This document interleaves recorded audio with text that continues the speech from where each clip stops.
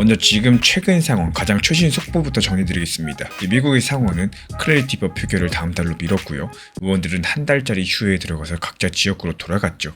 그리고 이 소식이 나온 뒤 댓글과 커뮤니티에서 가장 많이 보이는 문장은 바로 이런 겁니다. 지금 미국의 민주당이 반대해서 물 건너갔다. 올해는 글렀다. 실제로 표결 일정에 동의해주지 않은 쪽이 민주당이었으니까 이런 반응들이 이상한 것도 아닙니다. 가뜩이나 시장도 크게 내려와 있는 상태이기 때문에 실망감이 더 컸고요. 근데 바로 그 민주당에서, 그것도 이 협상의 한가운데에서 이때 앉아있는 의원의 입에서 나온 말이요. 전혀 다른 결의 문장이 나와가지고 화제가 되고 있는데, 이 표결 연기 소식 직후에 이 의원이 낸 성명은 이렇습니다. 우리는 1년 넘게 초당적으로 협력을 해왔었다. 소비자를 보호하고 예금 유출을 막고 불법 금융을 근절하면서 윤리 문제에 대한 공정한 합의를 만들기 위해서더라고요. 그리고 앞으로도 이런 작업들을 계속 할 거고 클래리티법을 제대로 통과시키는 거, 그게 여전히 우리의 목표다라는 언급을 남겼습니다. 근데 여기서 이상한 점이 한 가지 보이죠. 법을 막았다고 지목되는 정당의 의원이 그 목표는 통과다라고 말을 합니다.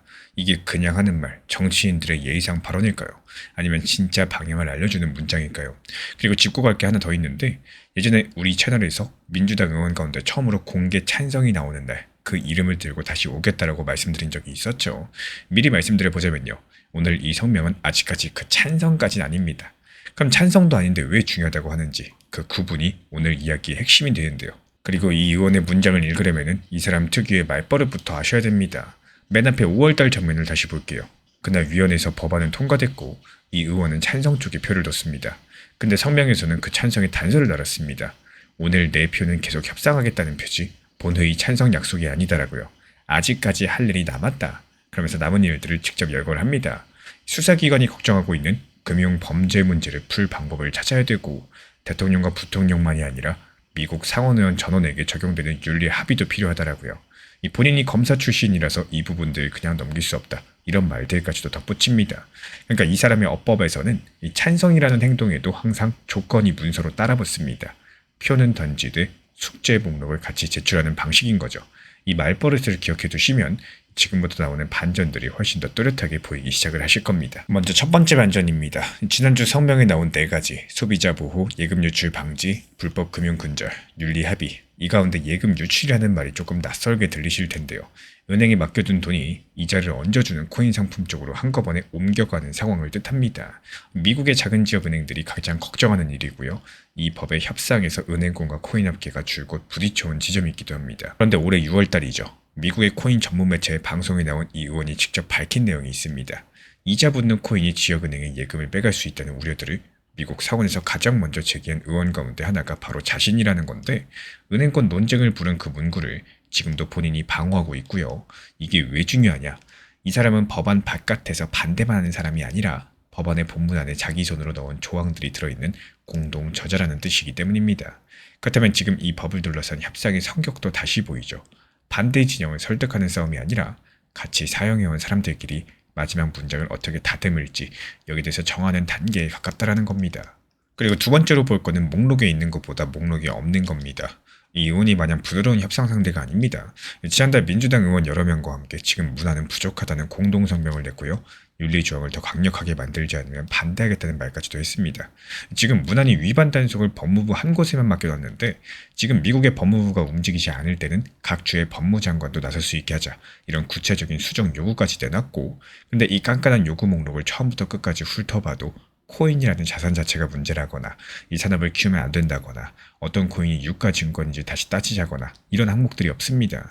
전부 다 은행 이야기, 범죄 자금 이야기, 정치인 윤리 이야기입니다. 심지어 이 의원은 6월달에 이런 말도 했어요. 이미 수천만 명의 미국인이 코인을 보유하고 있다. 미국이 디지털 자산 혁신의 선두를 지키면서 소비자를 보호하는 게 바로 목표다라고요. 민주당의 회의적인 태도들은 기술 자체가 아니라 부패랑 윤리, 그리고 사기에 대한 걱정에서 나온다라고요. 그리고 협상에 대해서는 이렇게 말을 했습니다. 거의 다 왔다. 다만 아직까지 조금 남았고, 반대편으로 분류되는 의원의 머릿속이 이렇다면은 이 싸움은 통과냐 폐기냐 하는 방향성의 싸움이 아니라 몇 개 조항의 문장을 두고 다투는 문장 싸움이라는 쪽에 가깝다라는 겁니다. 그리고 재미있는 대목이 하나 더 있는데, 공화당 쪽에서 이 법을 이끌어온 루미스 의원이 얼마 전 민주당이 대체 무엇을 더 원하는지 이해하려고 애쓰는 중이다라고 말한 적이 있었습니다. 근데 그 질문에 대한 답이 지난주 이 성명 안에 4가지 목록으로 정리되어 나온 셈인데요. 공화당 쪽 보도에서 남은 숙제로 꼽힌 것도 표 확보, 이자 문제 해소, 초당적 윤리 합의였으니까요. 양쪽이 손에 들고 있는 목록이 사실상 같은 목록이라는 거 먼저 분명히 해두도록 하겠습니다. 이제 석 달 간격을 둔 같은 사람의 두 가지 문장을 한 줄씩 번갈아 읽어볼게요. 5월달 내 찬성은 본회의 찬성 약속이 아니다. 아직까지 할 일이 남았다. 그리고 8월 우리는 계속 할 것이다. 제대로 통과시키는 것이 여전히 목표다. 5월에는 찬성 뒤에 조건을 달았고요. 8월 달엔 연기 뒤에 목표를 달았습니다. 두 번 다 방향은 똑같죠. 통과 쪽입니다. 가진 것은 여전히라는 단어가 붙었다는 거 하나고 표결이 미뤄지고 시장이 실망하고 올해는 글렀다. 이런 말들이 도는 그 주간에 협상 테이블 반대편 자리에서 나온 공식적인 문장은 목표가 바뀌지 않았다는 확인이었다라는 거죠. 그리고 같은 주간에 다수당 지도부는 휴회가 끝나서 복귀하면 곧바로 첫 번째 절차 표결을 열 수 있도록 필요한 서류를 이미 내둔 상황입니다. 이런 부분들 지난 영상들에서 자세히 다뤄드렸으니까요. 오늘은 이 한 줄로만 지나가겠습니다. 그러니까 지난주에 겹쳐서 일어난 일들은 이렇게 요약이 되죠.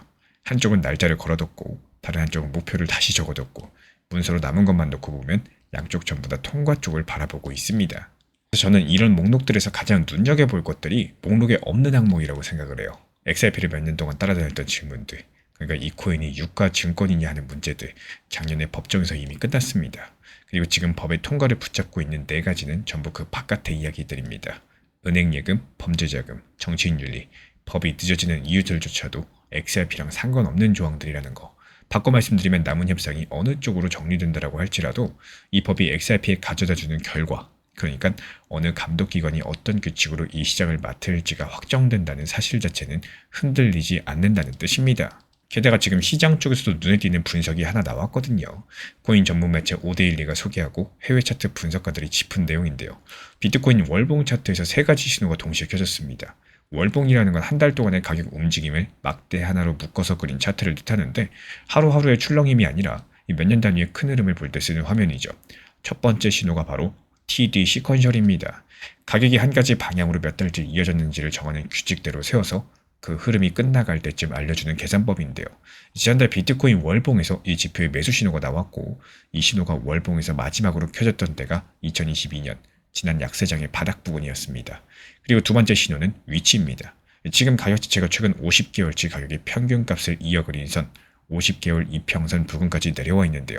이 선은 2014년 이후에 큰 하락이 멈추는 자리마다 받침 역할을 해온 이력이 있었고 이 세 번째 신호는 쏠림 현상입니다.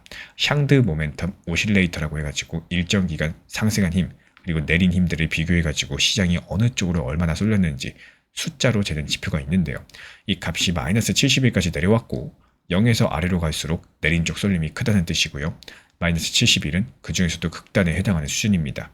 참고로 이 값이 마지막으로 이 수준까지 내려왔던 게 지난 6월달 비트코인이 우리 돈으로 8천만 원 근처까지 밀렸을 때였는데 이 해외 집계로 봤을 때 2015년, 2019년, 2022년 그러니까 지난 세 번의 큰 바닥들마다 이런 신호들이 함께 나타났었고 이 세 가지가 이렇게 같이 켜진 거, 동시에 켜진 거는 지난 2022년 약세장 이후에 처음이라고 합니다. 그래서 앞으로 휴회 기간 한 달 동안 윤리랑 이자 문제를 놓고 문구 협상이 비공개로 이어지고 복귀 직후에 이미 잡혀있는 첫 번째 절차 표결이 실제로 열리고 엘서브룩스 의원처럼 목록을 들고 협상해온 민주당 의원들의 요구가 문구에 얼마나 반영됐느냐 이게 그날의 찬성 규모를 정한다. 그 근거는 세 가지입니다.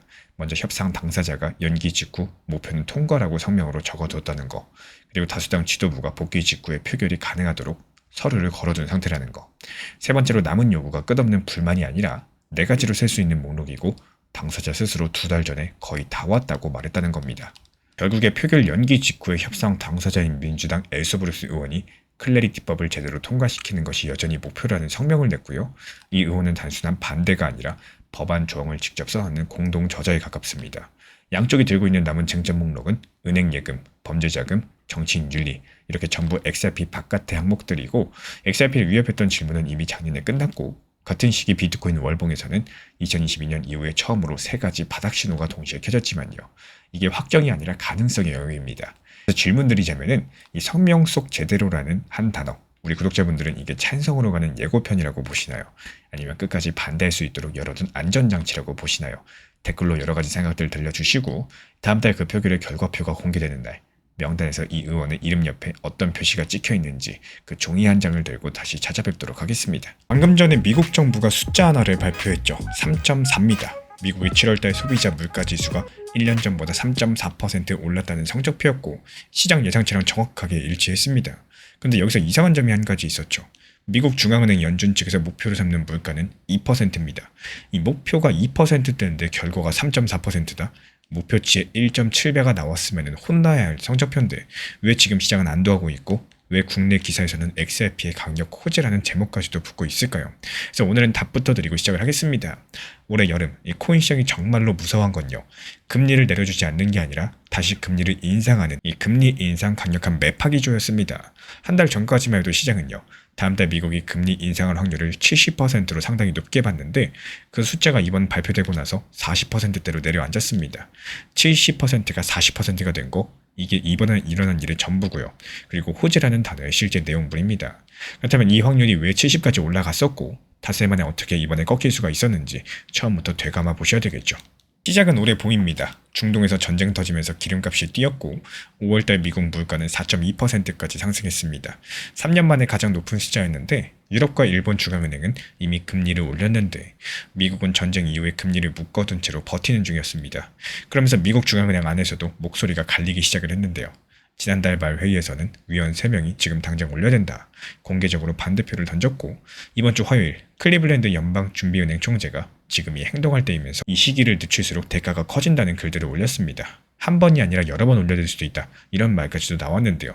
참고로 지금 연준을 이끌고 있는 사람은 새로 취임한 케빈 워시 의장인데 물가 2%를 반드시 지키겠다라고 공언해온 물가의 엄격한 쪽으로 분류되는 인물입니다. 이런 분위기가 쌓여가지고 인상 확률 70%라는 숫자가 만들어졌다는 건데 근데 이 팽팽하던 판을 닷새 사이에 나온 발표 두 건이 뒤지게 됩니다. 첫 번째 발표는 지난주 금요일 나온 고용보고서였어요. 이 시장은 7월 달에 미국 일자리가 9만 5천 개쯤 늘었을 거라고 예상을 했는데요. 결과는 늘기는커녕 2만 3천 개가 줄었다는 거였죠. 경기가 생각보다 식고 있다는 신호였는데 금리를 올린다는 건 돈 빌리는 값을 올려서 경기를 일부러 식히는 조치인데 경기가 이미 식고 있다면 굳이 올릴 이유가 약해집니다. 이 한 건으로 확률은 70%에서 뚝 떨어졌고 발표 전날에는 인상 49.9, 동결 50.1, 사실상 동전 던지기 수준까지 좁혀져 있었습니다. 그리고 두 번째 발표, 이번에 나온 물가지수인데요. 이 숫자를 뜯어보겠습니다. 7월달 물가는 1년 전보다 3.4% 올라서 6월달에 3.5%에서 한 계단 더 내려왔고 한 달 전과 비교해봤을 때 0.1% 올랐는데 이것도 예상치랑 똑같았습니다. 5월달 4.2에서 두 달 연속 하락입니다. 근데 여기서 더 중요한 숫자가 하나 있죠. 물가표에서 값이 심하게 널뛰는 기름값과 먹거리 값을 빼고 여기서 계산한 물가를 근원 물가라고 부르는데요. 이게 2.5%까지 나왔습니다. 올해 1월달, 2월달과 같은 수준이고요. 그 당시 이 숫자는 거의 5년 만에 가장 낮은 기록이었습니다. 그럼 조금 이상하지 않으십니까? 이 전체 수치가 3.4%인데 기름과 먹거리를 빼면은 2.5%다? 이 0.9%포인트 차이의 정체가 뭘까요? 그 답은 미국, 이란, 중동 전쟁입니다. 에너지 가격이 지금도 1년 전보다 14.7% 비싸고요. 휘발유만 따져봤을 때 보면 24.6%나 높습니다. 올해 물가를 밀어올린 몸통이 기름이었다는 게 지금 숫자로 그대로 드러나고 있는 대목이죠. 한마디로 미국 이란 전쟁만 아니었으면 지금 소비자 물가 지수가 이렇게까지 높게 안 나왔다. 이런 결론이 도출이 되는 겁니다. 근데 그 에너지가 지난달 5.7%, 이번 달 1.5%, 두 달 연속 내리는 중이죠. 몸통이 식고 있다는 거고 그러니까 이번 발표가 전한 진짜 소식은 물가가 낮다는 게 아니라 물가를 끌어올린 원인이 힘을 잃고 있다는 거였습니다. 그리고 발표 몇 시간 만에 확률은 인상 40대 동결 60으로서 한 달 전과 정확히 뒤집어진 그림이 돼버렸죠. 월가 반응도 같은 방향이었어요. 한수석 이코노미스트 측에서는 지난주 고용 발표 이후에 자리 잡은 올릴 필요가 없다는 흐름들 이번 숫자로서 그대로 유지될 거라고 봤고 다른 이코노미스트는 이번 결과가 신임 워시 의장에게 서두르지 않고 지켜볼 만한 명분을 줬다라고 평가를 했습니다. 여기까지가 시장 전체 이야기라면요. 이제부터 XRP 이야기가 시작이 되는데요. 여기서 XRP는 이 발표를 꽤 위태로운 자리에서 맡고 있었습니다.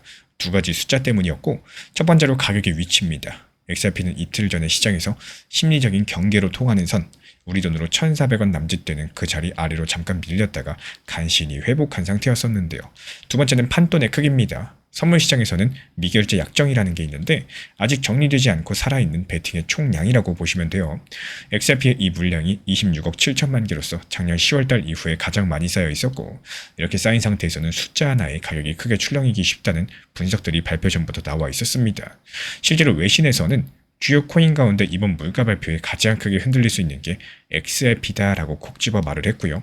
옵션 시장이 비트코인의 예상 변동폭을 1.3% 정도로 좁게 봤을 만큼 시장 전체는 조용한 발표를 준비하고 있었는데 유독 리플 XRP만 크게 움직일 만한 몸이 되어 있었던 셈이겠습니다. 그리고 숫자는 예상과 정확하게 같게 나왔죠. 뜨거운 숫자가 나왔다면 가장 아팠을 코인이 경계선을 지킨 채로 이 고비를 넘어가게 된 거고, 그래서 이번 호재의 정체를 한 줄로 줄이면 이렇습니다. 새로 얻은 게 아니라 가장 위험한 자리에서 가장 나쁜 결과를 피했다는 거.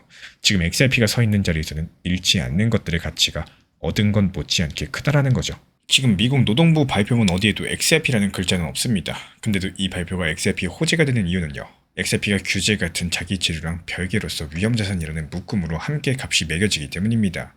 올해 여름 그 묶음 전체에는 미국이 다시 올릴지 모른다는 걱정만큼의 할인들이 붙어 있었고, 이번부터 그 할인의 근거 숫자가 줄기 시작했고요. 특히 XRP처럼 베팅이 많이 쌓인 코인일수록 걱정이 빠질 때의 되돌림도 크게 나타날 수가 있다는 거예요. 다만 인상론이 완전히 죽은 건 아니죠. 이 대목에서 새로 알아두실 이야기가 하나 있는데, 미국 월스트리트 저널의 티미라우스 기자가 전한 매파 쪽 논리입니다. 관세로 오른 물건값이 한번 오르고 말 줄 알았는데 계속해서 인상이 이어지고 있고, 여기에 인공지능 설비 투자 열풍까지도 기술 장비랑 소프트웨어 값까지 밀어 올리고 있다는 거예요. 기름값 유가가 식어도요, 물가를 받치는 새로운 재료가 있다는 주장인 만큼 이 부분들은 계속해서 지켜보셔야 되겠죠. 그래서 제가 바라보고 있는 관점은 다음 달 16일 금리 발표 회의에서 미국 연준이 금리를 올리지 않고 지나가고, 그때까지 코인 값에 붙어 있었던 금리 인상 걱정의 할인값이 조금씩 빠지는 흐름입니다. 그 근거는 총 3가지인데요. 이번에 금리 인상 확률이 이미 뒤집혔다는 게 가장 강력한 증거고, 무려 한 달 전까지만 해도 70대 30 인상 수치였는데 지금은 40대 60으로 오히려 금리 동결이 우세가 됐습니다.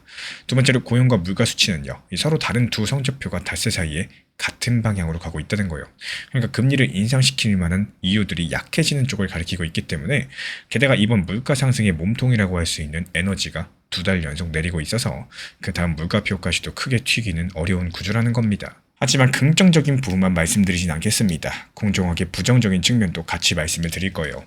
먼저 이번에 발표된 숫자는 예상보다 좋았던 게 아니라 예상치랑 똑같은 부합했던 것 뿐이고, 3.4%는 여전히 미국 연준의 목표치에 대한 1.7배 수준으로 상당히 높습니다. 실제 발표 직후에 1시간 동안 주요 코인들 오히려 살짝 밀렸을 만큼 첫 번째 반응은 차분한 상황이었는데요. 그리고 연준 측에서 금리를 정할 때 더 아껴보는 물가표는 따로 있죠. 사람들이 실제로 쓴 돈을 기준으로 집계하는 지표인데, 이쪽의 근원 수치는 6월달에 3.3%로서 1년 전 2.8%보다 오히려 올랐다는 보도가 있습니다. 그래서 오늘의 성적표랑 실제 채점표가 다른 말을 할 수 있다는 뜻이겠고, 40%는 제로가 아닙니다. 여러 번 올려야 할 수도 있다는 총재급 발언이 이번 주에 나왔다는 사실 자체가 금리 인상론이 살아있다는 증거겠죠. 게다가 리플 XRP에 쌓인 26억 7천만 개의 베팅은 양날의 검입니다. 좋은 쪽으로도 크게 가겠지만 또 나쁜 숫자가 나오는 날에는 반대쪽으로도 크게 가겠죠. 이틀 전에 1,400원 선이 잠깐 깨졌던 걸 잊으시면 안 됩니다. 이번 미국의 7월달 물가는 3.4%로 예상과 정확히 같았고, 기름과 먹거리를 뺀 속살 물가는 5년 전 최저 부근이 2.5%였습니다. 이 숫자랑 지난주에 고용 충격이 겹치게 되면서 한 달 전 70%대였던 금리 인상 확률이 다음 달 금리 인상 확률 40%까지 주저앉았습니다. 가장 크게 흔들릴 자리에 서 있던 XRP는 1,400원 선을 지킨 채로 고비를 넘겼고요. 그렇다면 지금부터 남은 관문은 다음 달 16일입니다. 우리 구독자분들은 금리 동결이라고 예상하시나요? 아니면 금리 인상이라고 예상하시나요? 자유롭게 의견들 댓글로 남겨주시고, 저는 계속 모니터링하다가 시장 금리 인상 확률이 다시 50%를 넘어서게 된다면 그날 바로 이 자리에서 다시 찾아뵙도록 하겠습니다. 오늘도 공짜로 하신 일이 하나 있을 겁니다. 이게 무슨 말이냐? 휴대폰을 열고요, 화면을 쓸어내리면서 속보를 확인하는 일. 이 뉴스라는 거는 원래 공짜죠. 누가 먼저 보고 누가 늦게 보고 이럴 게 없습니다. 그냥 먼저 보면 되는 겁니다. 우리는 그렇게 생각을 하면서 살고 있는데, 근데 바로 그렇게 먼저 보는 일에 가격표가 붙었습니다. 한 달에 많게는 1억 4천만 원. 이 세상에서 가장 유명한 사람의 글을 남들보다 아주 조금 먼저 읽는 값인데요. 그리고 이번에 이 장사가 미국 법원에 불려 나왔습니다.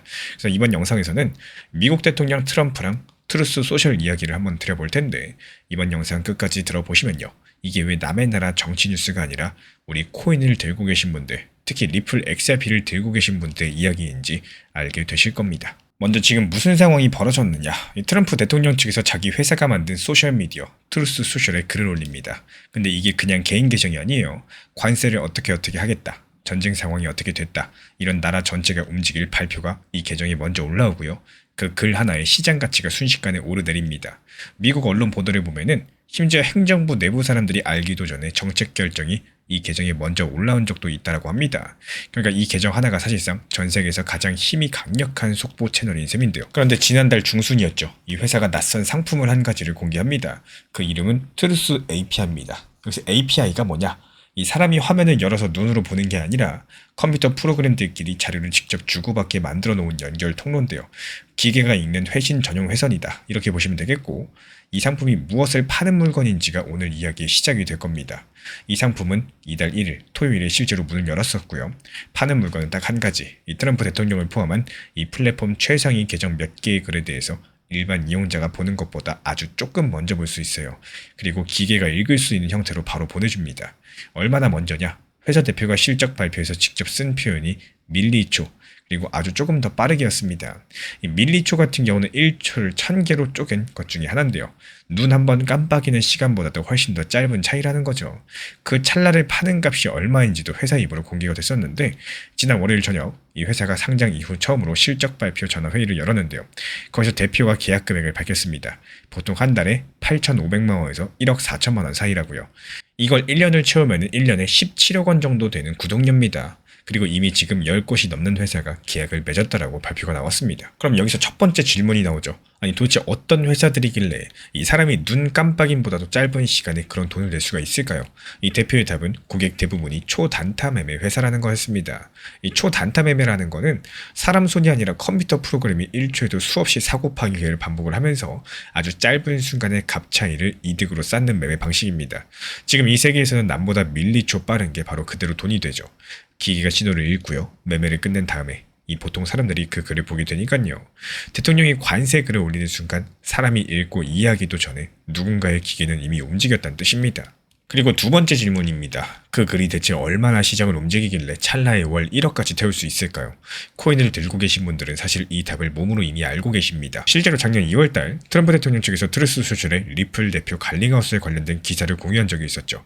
그것만으로 XRP 가격이 크게 들썩였습니다.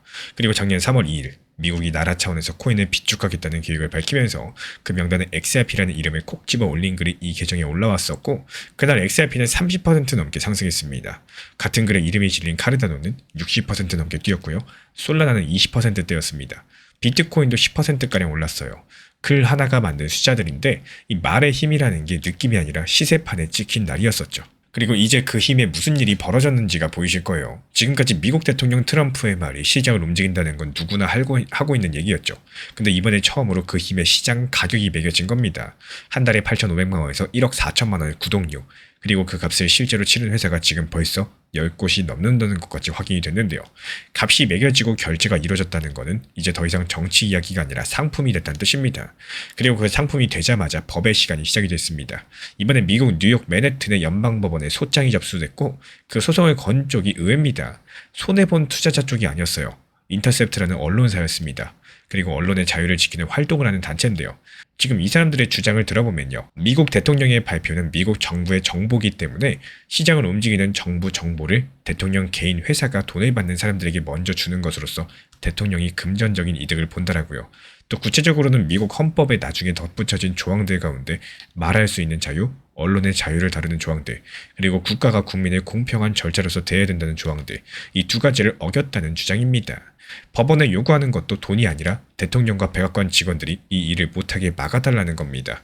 그리고 소장에서는 이 구조가 부패를 했고 위헌적이라는 표현까지도 등장을 했는데요.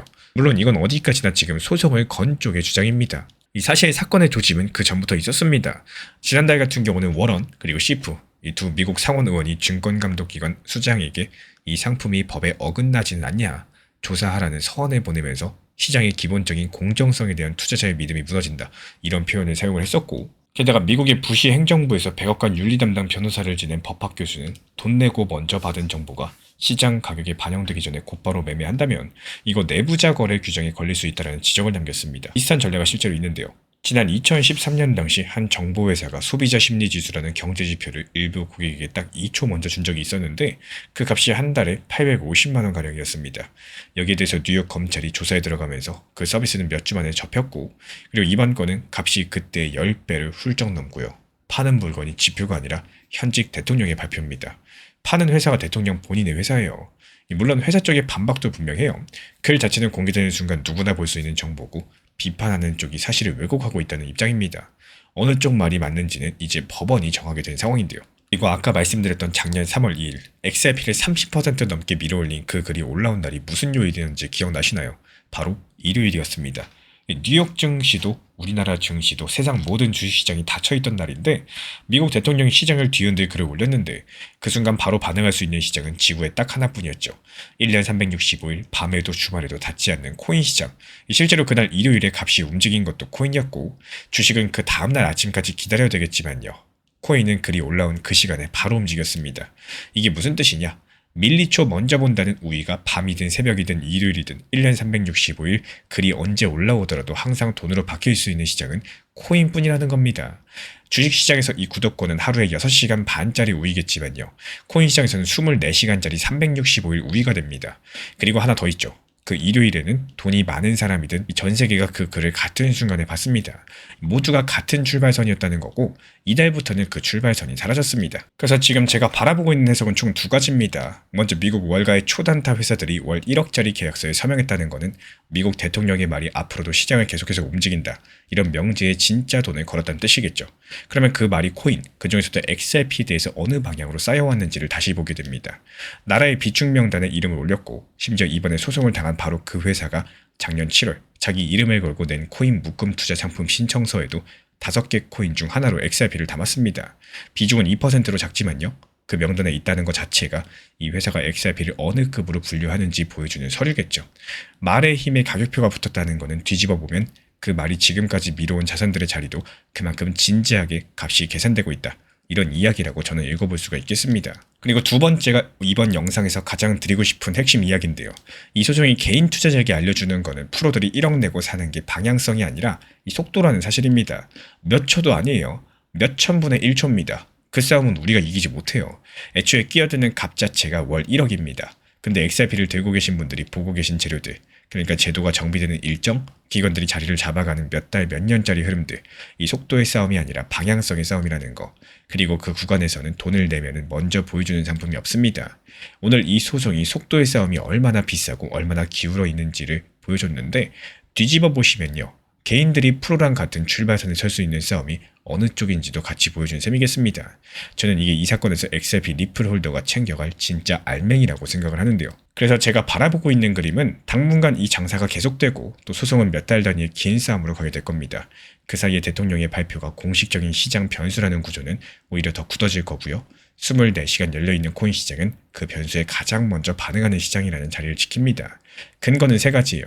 먼저 회사가 첫 번째 실적 발표에서 이 상품을 앞세우면서 인공지능 회사들과도 판매 논의를 하고 있고 나중에는 개인 투자자용까지도 검토한다고 밝혔습니다.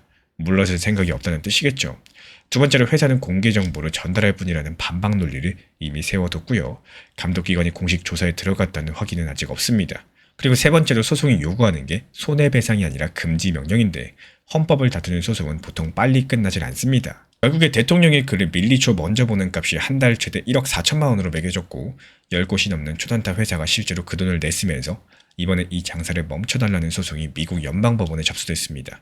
그리고 그 글이 XRP를 30% 넘게 움직였던 작년 3월 2일 이 주식시장이 전부 닫힌 일요일이었었고요. 이 우위가 24시간 내내 돈이 도는 시장은 코인 시장뿐입니다. 프로들이 돈 주고 산 거는 속도이지 방향성이 아니고요. 이 방향성의 싸움에서는 아직 모두가 같은 출발선에 서 있습니다. 우리 구독자분들께서는 어떻게 생각하시나요? 1억 4천만 원짜리 가격표를 어느 쪽 증거로 읽으셨나요? 이 시장이 그만큼 기울어져 있다는 증거인지 아니면 미국 대통령의 말이 그만큼 확실한 시장 변수가 됐다는 증거인 건지 댓글로 여러 가지 남겨주시고 이 미국의 법원이 이 장사를 멈추라는 첫 번째 결정을 내리는 날 제가 그 결정문을 들고 다시 찾아오도록 하겠습니다. 요즘에 시장 자체가 정말 안 좋고 또 답답하다 이렇게 느끼는 분들 많으실 거라고 생각을 해요.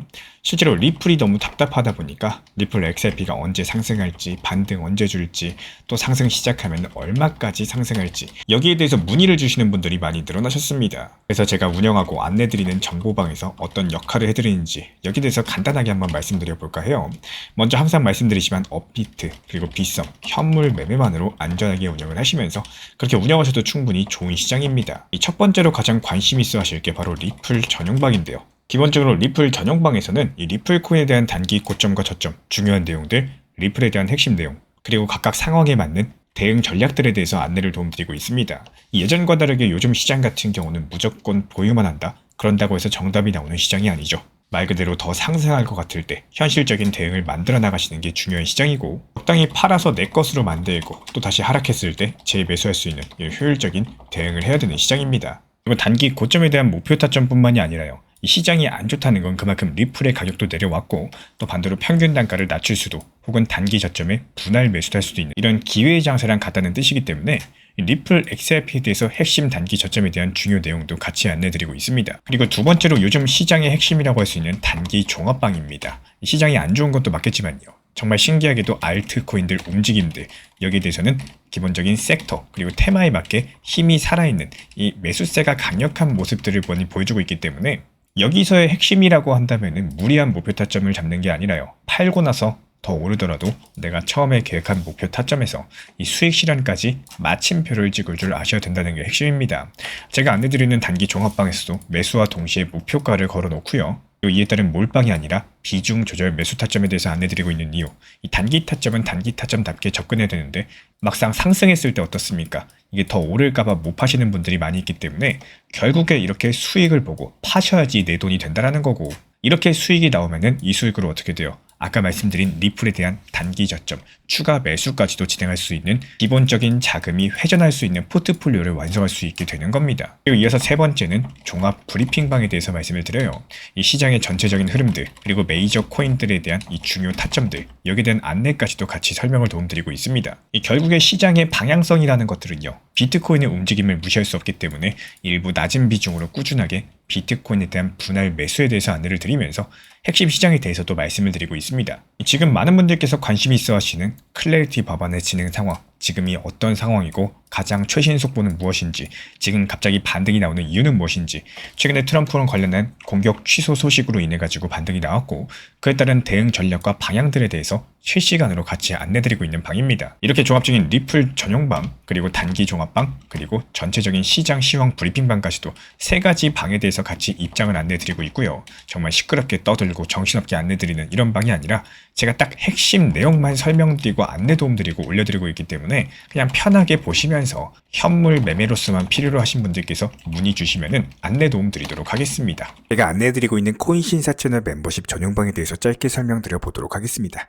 리플 암호화폐 시장에 대한 중요한 이슈, 그리고 브리핑이나 시장의 흐름에 대한 전문적인 분석 내용 설명과 함께 차트상의 기술적 분석, 온체인 지표와 투자 심리에 대한 내용들을 같이 안내 도움드리고 있고, 가장 중요한 투자 심리를 컨트롤하기 위해서 포트폴리오의 구성에 대한 노하우, 투자 심리 컨트롤에 대한 내용도 같이 안내드리고 있습니다. 코인 신사 스터디 멤버십 가입하신 분들께서는 아래 번호 혹은 신청 링크 통해서 남겨주시면 제가 연락드리고 있고, 안내 설명과 함께 신사 채널 리플 전용 멤버십 방에도 입장 안내 설명드리고 있습니다.